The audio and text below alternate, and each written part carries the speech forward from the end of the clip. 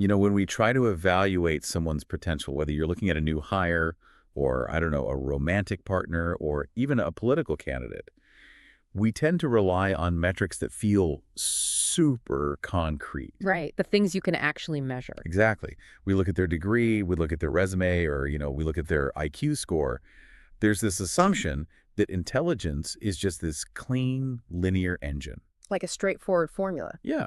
Like, if someone tests at a 135 IQ, the assumption is just, well, they obviously possess the machinery to navigate the world with a really high degree of success. Right, because we treat intelligence as this protective barrier against failure. Society holds this underlying belief that a highly active, analytically capable brain will just naturally deduce the most optimal path through life. Like it's inevitable. Exactly. We assume that high cognitive functioning automatically translates to high survival functioning. But, and this is where it gets fascinating, the moment you step into the world of personality disorders, specifically the individuals who display those highly antagonistic, grandiose behaviors, that entire model just completely shatters. Oh, it falls apart completely? Right. We encounter people who might be, like, brilliant on paper, people who can synthesize incredibly complex data or engineer software, but they leave a trail of absolute devastation in their personal and professional lives. It's a massive contradiction. They behave in ways that defy any logical, survival-oriented reasoning whatsoever. And that creates a tremendous amount of cognitive dissonance for anyone observing them. I mean, you are watching someone with immense intellectual processing power repeatedly make decisions that are functionally disastrous. Just blowing up their own lives. Yes, they self-sabotage, they alienate allies, they destroy their own resources, and the kicker is they do it with an air of absolute superiority. And that paradox right there is the foundation of today's deep dive. We are tackling a profoundly complex analysis from Professor Sam Vaknin today. A very dense but crucial text. Yeah, and for those of you who have spent time researching the mechanics of toxic relationships, you already know Vaknin's work is foundational. I mean, he's a pioneer in this psychological space. Yeah. He actually coined the term narcissistic abuse back in the late 1990s. Right, and he ran the earliest online support groups long before it became the massive, ubiquitous topic that you see everywhere today. Totally. His perspective is incredibly valuable because it's so analytical and, honestly, entirely unvarnished. We're looking at source material from a theorist who looks way past the superficial drama of these behaviors. He's dissecting the actual cognitive machinery underneath the behavior. Exactly. So the mission of this deep dive is to answer a very specific, almost baffling question that Vaknin's work really isolates. Why do individuals with cluster B personality disorders, so we're talking narcissists, borderline personalities, psychopaths, why do they act so intensely grandiose and superior while consistently making undeniably, objectively stupid life choices? It's the ultimate question, really. Right. Why is their behavior so fundamentally flawed when their raw intelligence might actually be quite high? Well, to set the table for this, we first need to look at a pretty significant demographic shift that the source material highlights. Because when we discuss grandiosity and narcissism, there's a serious historical bias. Oh, for sure. Yeah, back in the 1970s and 80s, narcissistic personality disorder, or NPD, was overwhelmingly diagnosed in men. It was viewed almost exclusively through the lens of a specific type of male arrogance. But Vaknin points out that this gap is completely closed now, right? Yes, exactly. The gender split today is entirely equal. And he actually argues that in many contemporary contexts, women have become more narcissistic than men. Wow. So as we unpack all these behaviors, we're not talking about a gendered phenomenon at all. Not anymore, no. We're looking at a universal human pathology that has just evolved and expanded across the board. And the expansion of these traits forces us to evaluate the pathology on its own terms, separate from cultural stereotypes. We're dealing with a population equally male and female that might possess incredibly high cognitive endowments. Like off the charts. Right, they might have a staggering IQ, but as the source material dictates, they are total failures when it comes to the basic everyday mechanics of just living a stable life. Okay, let's unpack this, because if we are dealing with individuals who are intellectually gifted, are we simply measuring their intelligence the wrong way? That's the exact friction we need to look at. Because it's obvious, right? How can someone who is certified as a genius be so profoundly bad at the basic requirements of surviving and thriving? Well, that tension has actually been the subject of a massive debate within clinical psychology for decades. Vaknin illustrates this by pointing to the historical data on borderline personality disorder, for example. Okay, what does the data show there? Well, back in 1977, a researcher named Carver conducted a study and found that individuals with BPD were exceptionally intelligent. The data showed an average IQ around 135. Wait, 135? That places them firmly in the highly gifted range. Exactly. Which actually tracks with the anecdotal experience many people have. You meet someone with these traits and they can be incredibly sharp, highly articulate, lightning fast on their feet. Yeah, and at first impression, they seem like an absolute powerhouse of intellect. They can process information very quickly, but the research didn't stop there. Vaknin juxtaposes that Carver study with a massive 1993 study conducted by the National Institutes of Health. The NIH. Right, the NIH, which is arguably the supreme authority on mental health data. And their findings were the exact opposite. Really? Yes, they concluded that individuals with BPD actually demonstrated a significantly lower than average IQ, particularly showing severe deficits in verbal skills. That is a staggering contradiction. Yep. You have one study claiming they're all borderline geniuses and another authoritative body claiming they're cognitively impaired. And the contradiction exists because psychology spent years asking the wrong question entirely. Debating how much IQ do they have misses the fundamental mechanism of the disorder. Because IQ tests are so specific, right? Exactly. Standardized IQ tests measure isolated cognitive functions, spatial reasoning, mathematical logic, vocabulary. Vaknin's core argument is that these isolated metrics have absolutely nothing to do with what it actually takes to survive the human experience. So they can sit down and solve a complex puzzle in a sterile room, but that doesn't translate to navigating a messy reality. Not at all. And Vaknin introduces a critical concept here: perspicacity. Perspicacity. Right. Perspicacity is not raw processing power. It is the ability to see clearly. It involves analyzing the present reality, accurately predicting the future based on that reality, and then adapting yourself positively to the inevitable vicissitudes of life. It's the neurological foundation of true wisdom. And I think we all have a visceral understanding of this distinction. Right. I mean, you can look at a workplace and see someone who is a brilliant coder. They have that 135 IQ, but they are completely incapable of receiving constructive criticism without throwing a massive tantrum that gets them fired. We see it all the time. They are book smart, but practically, functionally illiterate when it comes to human interaction. Because wisdom requires a holistic integration of logic, emotional regulation, and environmental awareness. You can possess extreme cunning, sharpness, and a high IQ, but still be entirely unwise. Being able to adapt to the friction of human existence is just a completely separate psychological function from pattern recognition. It's completely separate. It's like having a sports car with a massive, highly tuned engine. The engine represents the IQ. You go like 200 miles an hour on a straight track. Right, raw power. But the car has absolutely no steering wheel. The steering wheel is the wisdom, the perspicacity. So what happens? Real life is not a straight track. Real life is a winding mountain road full of unexpected obstacles, relationship dynamics, professional stress. It's unpredictable. Exactly. So the moment you put that incredibly fast car on a complex road, that massive engine merely guarantees they're going to crash into a wall at maximum speed. That's a perfect way to put it.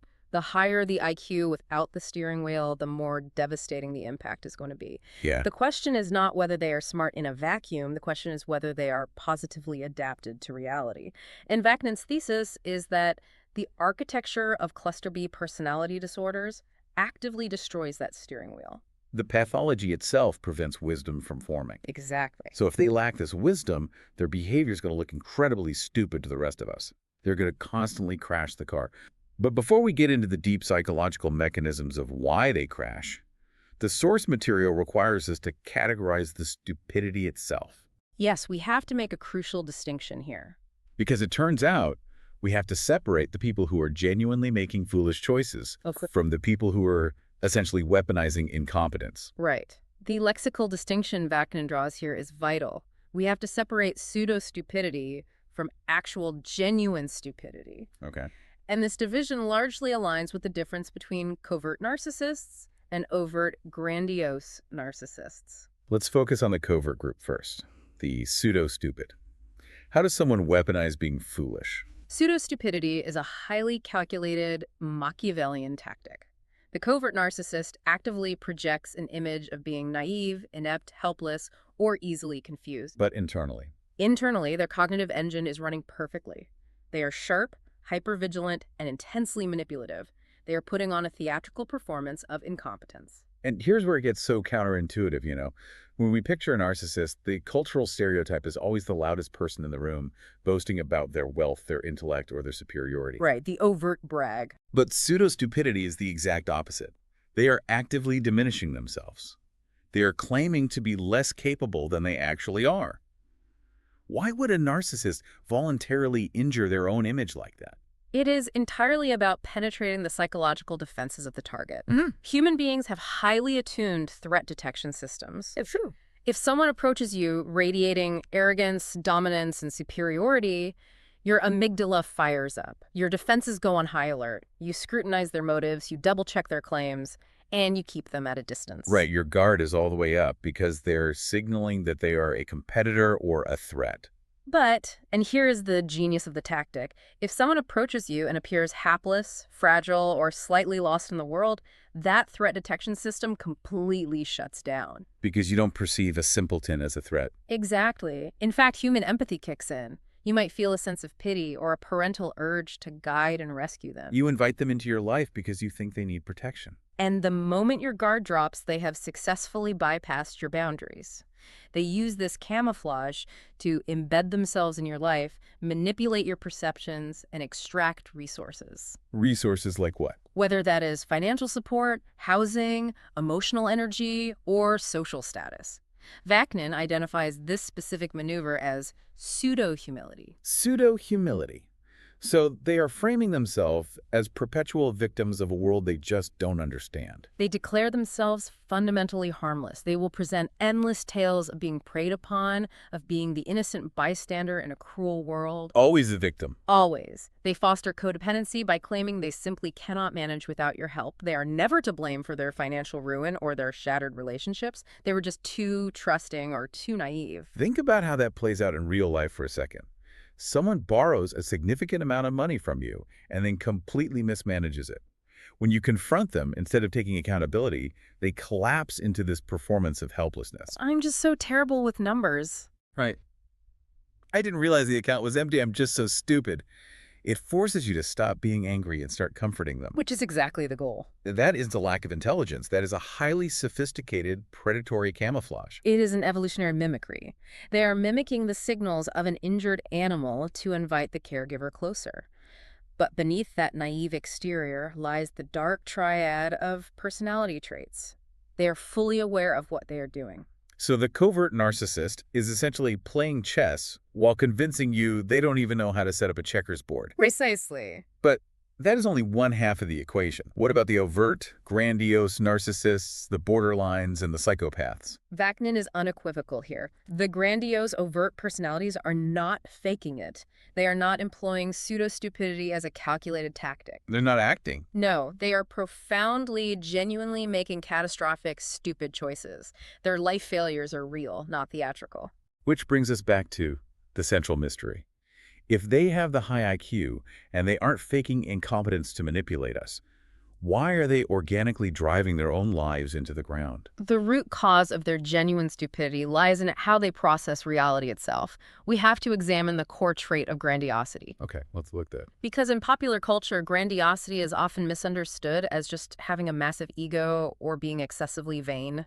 We tend to think of it as just extreme confidence. But clinically, as Vaknin describes it, grandiosity is a severe cognitive distortion. It actually borders on a localized psychosis. A psychosis, wow. Yes, grandiosity is a profound impairment of reality testing. And reality testing is the neurological and psychological mechanism that allows a healthy brain to look at the outside world, gather objective data, and separate that external truth from internal wishes or fantasies. So what is happening in the brain of a grandiose narcissist when they look at the world?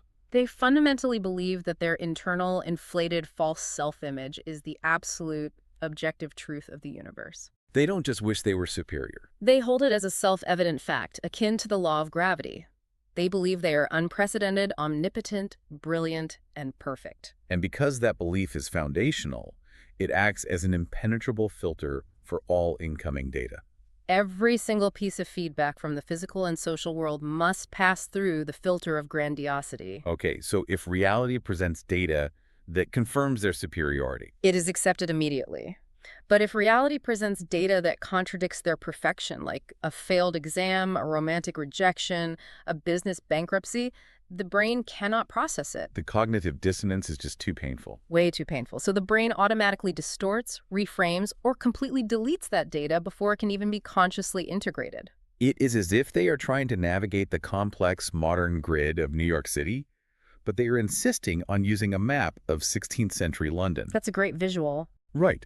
And because of their grandiosity, they are utterly convinced their map is a flawless masterpiece.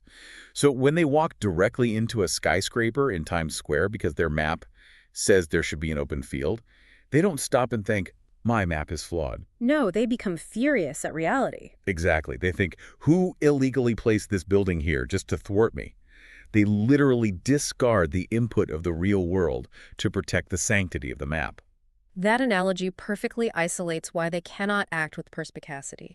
In the absence of an objective grasp on reality, it is biologically impossible to make wise choices. Because the inputs are wrong.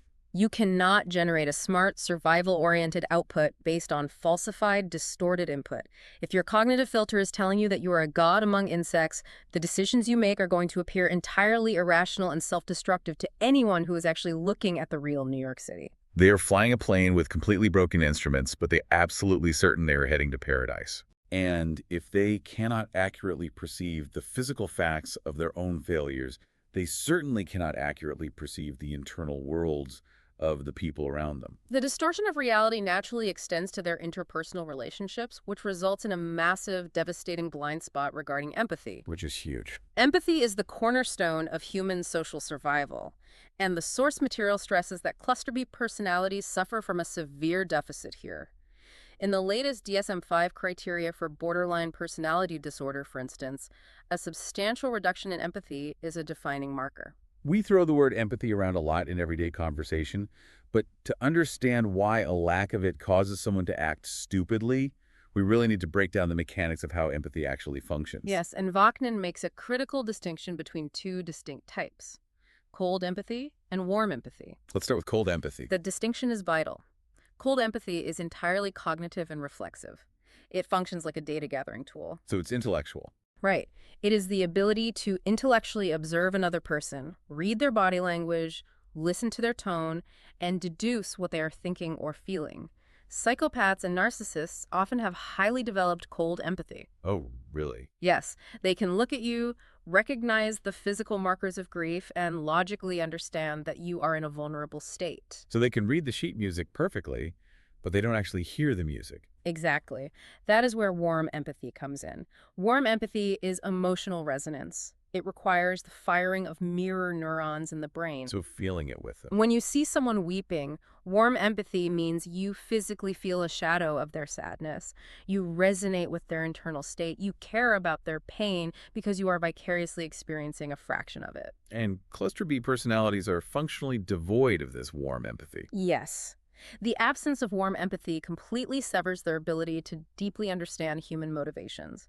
Cold empathy allows them to manipulate someone in the short term, but without warm empathy, they cannot maintain long-term harmony. Because they can't adapt to someone else's inner world. Right. They cannot adjust their behavior to accommodate the emotional needs of a partner, a team, or a society.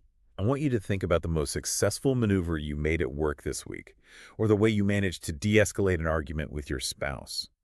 That success almost certainly relied on reading the room. Very true. You felt the tension, you recognized the frustration building in the other person, and you instinctively altered your approach to harmonize with them. If you are entirely blind to the emotional reality of the room, you're going to barrel forward, see the exact wrong thing, and blow up the relationship. To everyone else watching, your actions will look completely idiotic. Exactly. This blind spot severely undermines their self-efficacy. Vaknin argues that without emotional resonance, you cannot actualize your potential in a cooperative society. Because society requires cooperation. Human survival is deeply collaborative. You cannot survive corporate politics, build a loyal team, or maintain a supportive domestic life if you treat other human beings as two-dimensional objects. Because they keep stepping on emotional landmines that they literally cannot see. They behave with this blunt, abrasive arrogance that alienates everyone who could potentially help them achieve their goals. They burn bridges unnecessarily. They create enemies out of potential allies. Their lack of warm empathy narrows their world, cuts off their access to resources, and ensures they are subjected to recurrent adversity. It just destroys their own ecosystem. It manifests as a profound functional stupidity for that very reason. Recurrent adversity is the perfect phrase there. Yeah. Because we are not talking about a one-off mistake. No, not at all. It's not a situation where they misread a room, face the consequences, and learn to be more careful next time. They don't learn from the crash. They get back in the car, tape the steering wheel in the exact same position, and drive into the exact same wall. Vaknin refers to this as being trapped in Groundhog Day. Groundhog Day. So why do they do this? Is it just a refusal to yield? Well, the clinical term for this phenomenon is repetition compulsion. It is the psychological drive to repeat the exact same damaging patterns, relationships, and mistakes over and over again, regardless of the devastating penalty or cost. But mechanically, why does the brain do that? It is a combination of their reality distortion and their profound lack of impulse control. Because they misread their environment so disastrously, they are constantly generating friction. Right. Their grandiosity also makes them chronically defiant. They reject authority as a baseline rule because accepting authority would mean acknowledging that someone else has power over them. So when a manager gives them a basic instruction, they don't process it as a normal requirement for their paycheck. They process it as a severe narcissistic injury, a direct insult to their godhood. Exactly. This constant, unnecessary friction creates immense internal and external stress. And the key mechanical failure happens under that stress. When the pressure mounts, they decompensate. The defenses break down. Yes. The rigid, grandiose defenses they rely on begin to crack. And when those defenses fail, they do not pause and recalibrate.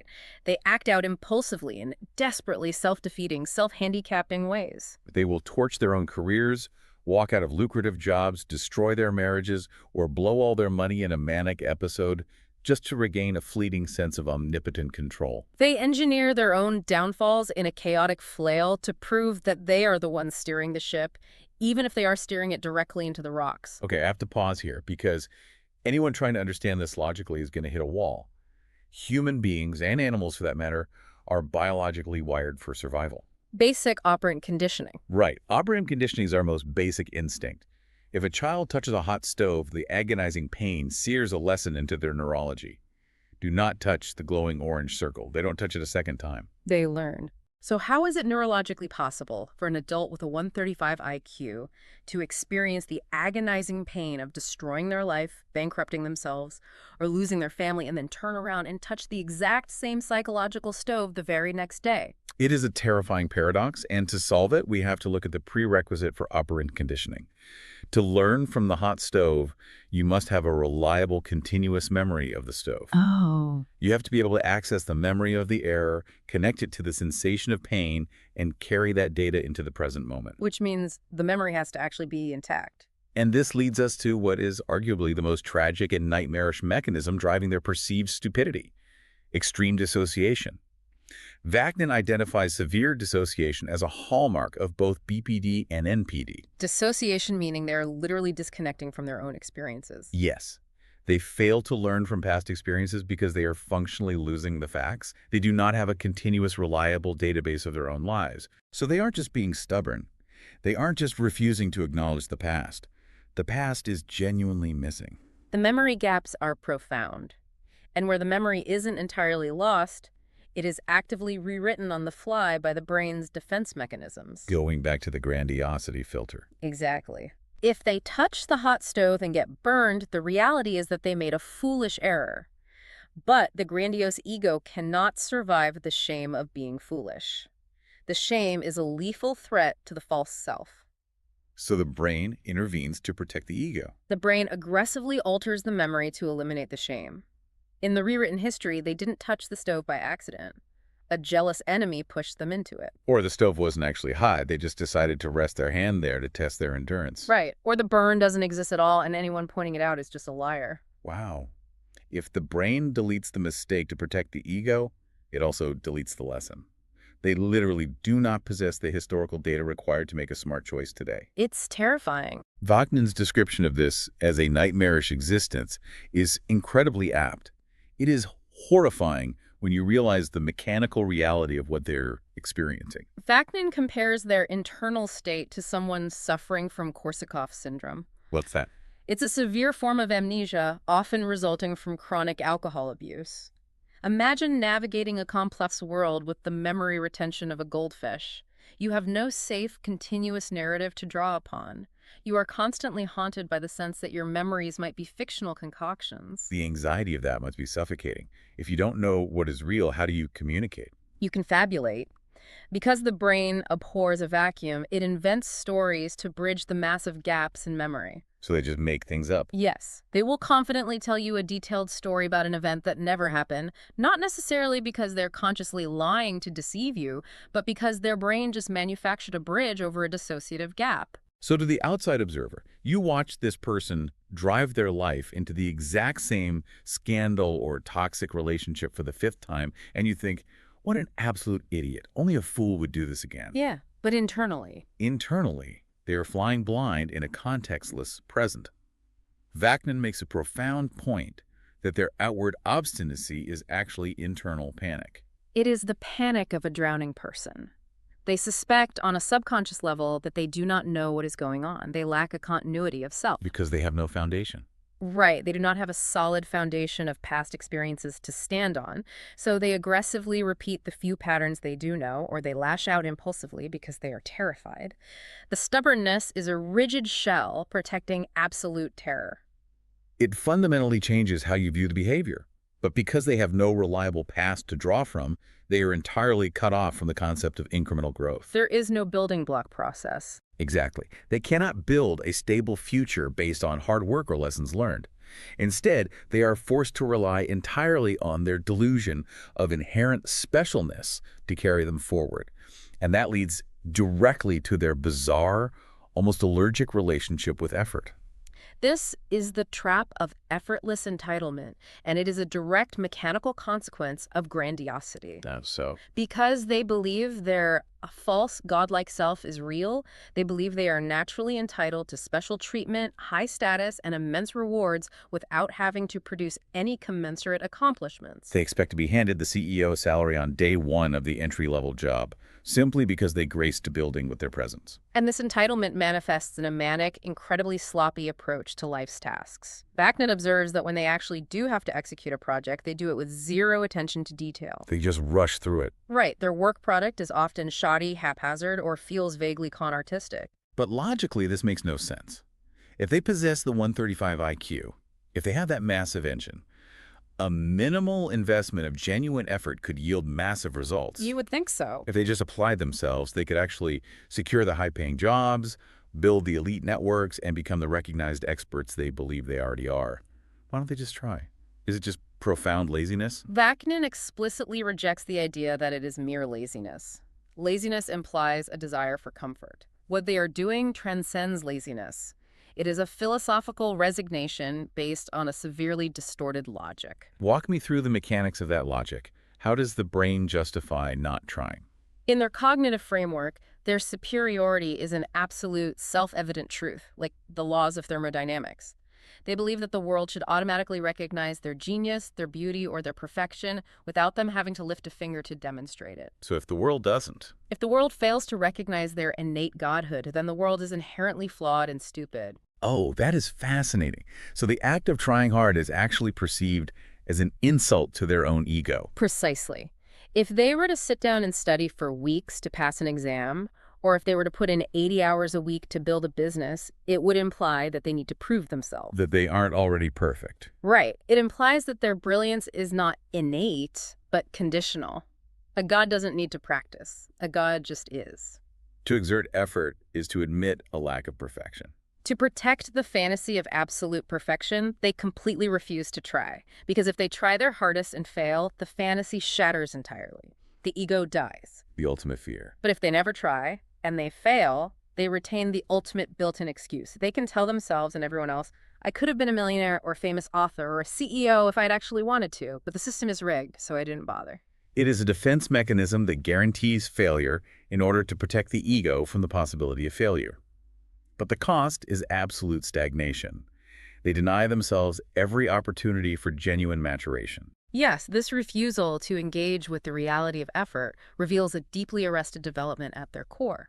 And Vaknin points that out, right? The pathology halts emotional growth completely. The source text states unequivocally that these individuals are, psychologically speaking, the emotional equivalents of young children. They are toddlers driving the sports car. And because their emotional core is infantile, it produces a very surprising vulnerability. They are incredibly naive and gullible. Wait, that feels like a contradiction. We just discussed how covert narcissists are Machiavellian manipulators. How can the manipulator be gullible? It is a fascinating paradox of the disorder. They are intensely prone to being victimized by con artists, swindlers, and other predators. But why? Because their grandiosity creates a massive blind spot. Their internal narrative tells them, I'm a genius, therefore I'm far too smart to ever be conned. And a good con artist knows exactly how to exploit that. A psychopath or a skilled swindler will approach them and offer pure, unadulterated flattery. They will validate the narcissist's grandiosity. Because the narcissist is perpetually starved for external validation to prop up their false self, they swallow the hook entirely. They lack the adult skepticism to see through it. Exactly. They lack the reality testing required to see the trap. If someone finally tells them they're a brilliant visionary who deserves to double their money in a shady investment, the narcissist just assumes the person is finally recognizing the objective truth. This gullibility is tied directly to what clinical psychology terms identity disturbance.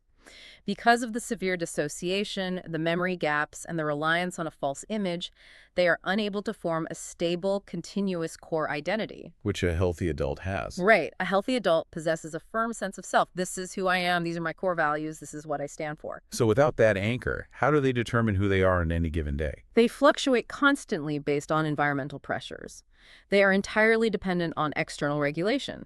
In NPD, they require external supply admiration, fear, attention to regulate their sense of self-worth. And in BPD? In BPD, they rely on external anchors to regulate their wildly fluctuating moods. It's like their emotional weather vanes. They have no internal motor driving them in a specific direction. They are entirely blown around by whatever external wind is hitting them at that exact second. That's incredibly accurate. Right. A compliment from a stranger spins them pointing north, feeling euphoric and omnipotent.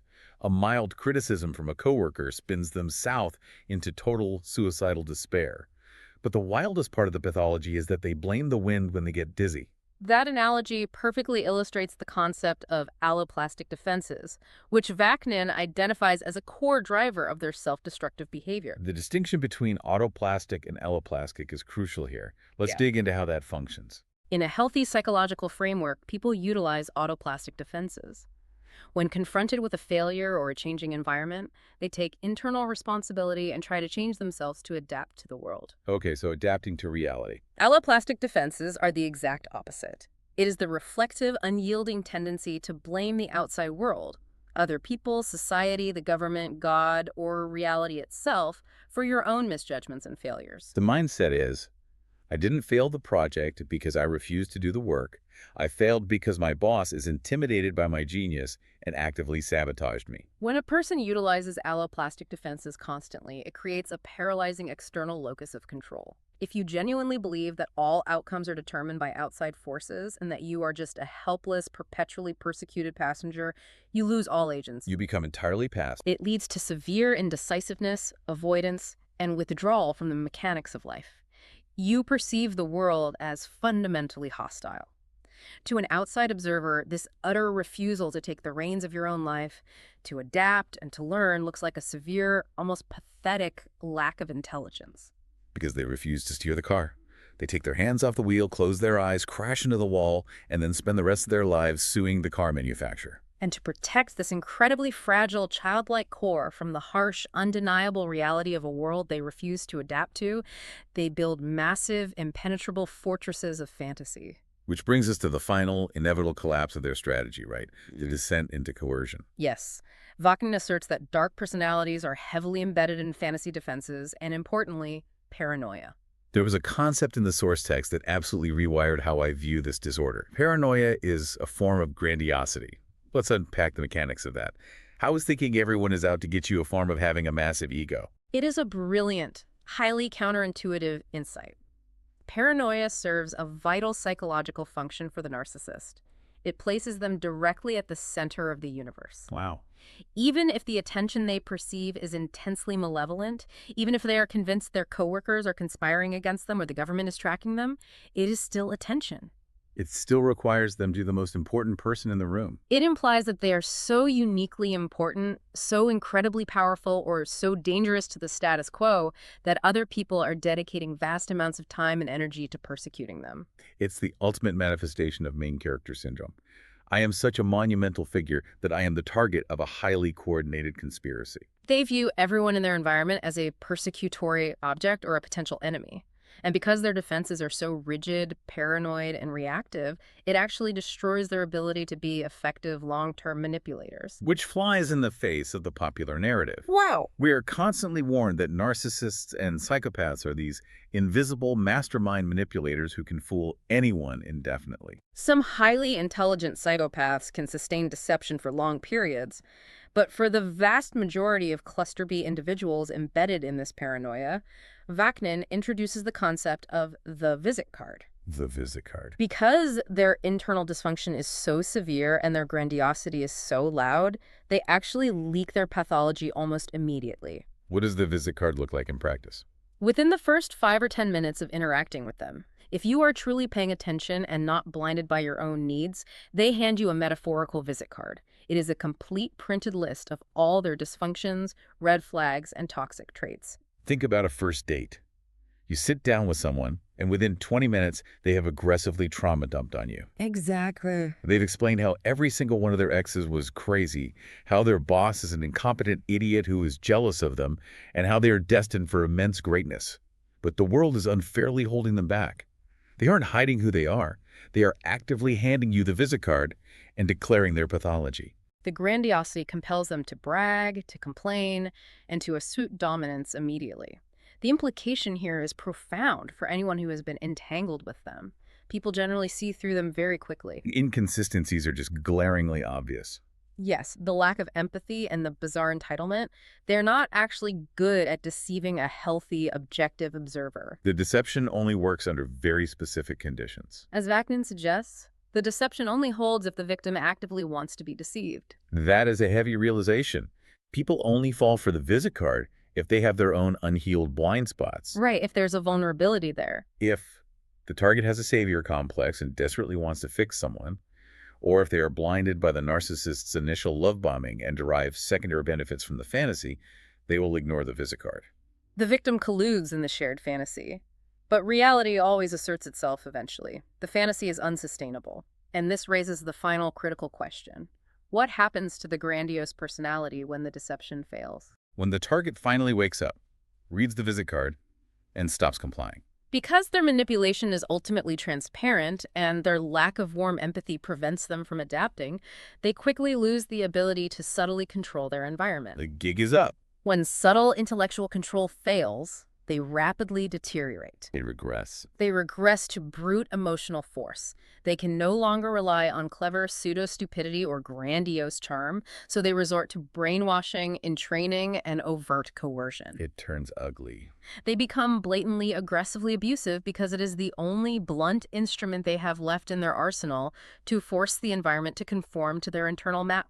It is not a sign of criminal mastermind intelligence. It is a desperate, pathetic regression to caveman tactics because their higher intelligence has utterly failed them. They smash the machinery because they don't know how to operate it. We have mapped out a truly devastating psychological landscape today. When we synthesize Vaknin's text, we see the profound tragedy of these disorders. It is a tragedy, yeah. We began by asking how someone with a 135 IQ could make such undeniably stupid life choices.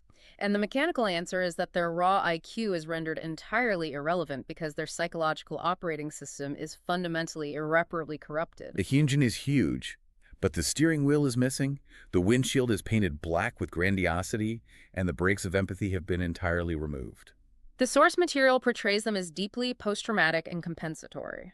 Beneath the arrogant exterior, they are haunted by harsh, sadistic internal voices. The bad objects. In psychoanalysis, these are known as bad objects. They have internalized, punitive, rejecting figures from their past, and these voices wage a constant, exhausting internal civil war against whatever fragile ego they have left. They are fighting a war inside their own heads, and to cope with the agonizing stress of that war, they routinely turn to substance abuse, reckless behavior, and chaos, blowing up their external lives even further. Despite whatever mathematical brilliance, coding skills, or academic insights they possess, they are functionally invalid in the realm of shared human existence.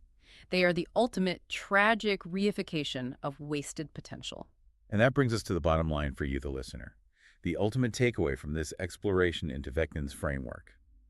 The ability to memorize complex facts, to score in the top percentile of a standardized test, or to sound brilliant in a boardroom is completely useless if you lack the fundamental mechanics of being human. It means nothing without adaptation. If you cannot emotionally resonate with your loved ones, if you cannot regulate your own internal weather, and if you cannot look at the objective reality of the world and humbly learn from your own mistakes, all the raw processing power in the world will not save you.